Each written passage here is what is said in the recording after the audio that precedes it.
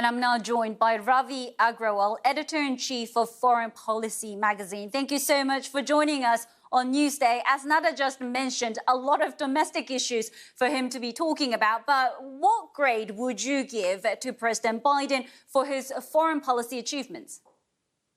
Well, I think it's a mixed picture. I think on some issues, such as America's robust support of Ukraine, the fact that Biden has rejuvenated alliances, especially in comparison with his predecessor, Donald Trump, the fact that Biden has provided such a strong signal of intent on climate policy, which I'm sure he'll speak about today in the form of the Inflation Reduction Act. I think on all of those issues, you would give the Biden administration high grades.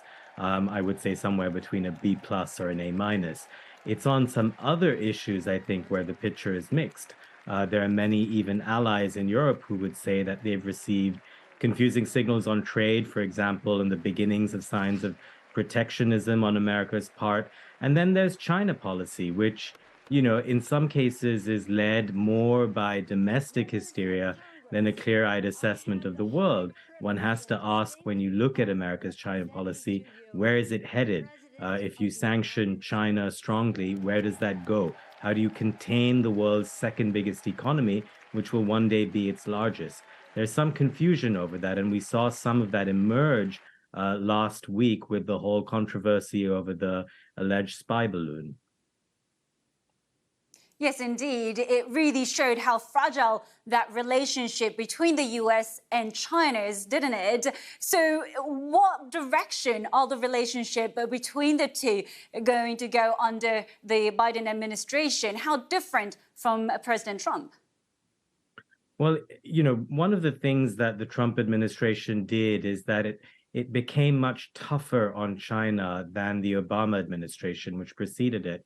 Biden has, in many senses, doubled down on that toughness. And this is not just on the Democrat side.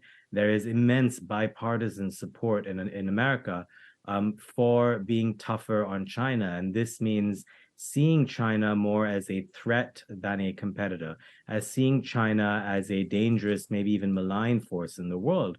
That kind of sense of what China is, what Beijing's intentions are, means that American policy has become much, much more hawkish. And it means that smaller things, such as last week's balloon issue, which has been described by one congressperson as a hullaballoon, to invent a new word for the whole thing. But it gives you a sense of how such a small thing can be blown up into something much bigger. Remember, spying is age old. America spies. Everyone spies. What matters is how you respond to it. And much of the American response was defined by hysteria and not so much clear-eyed thinking. So the fact that that incident led to the US Secretary of State canceling his visit to China, which was long overdue, and this is the world's most important relationship, it betrays how much underlying tension there is in this relationship and how small things can send things spiraling downwards. Ravi Agrawal, thank you so much for joining us on the program. And of course, we'll have a lot more on that State of the Union address when it begins here on BBC World News.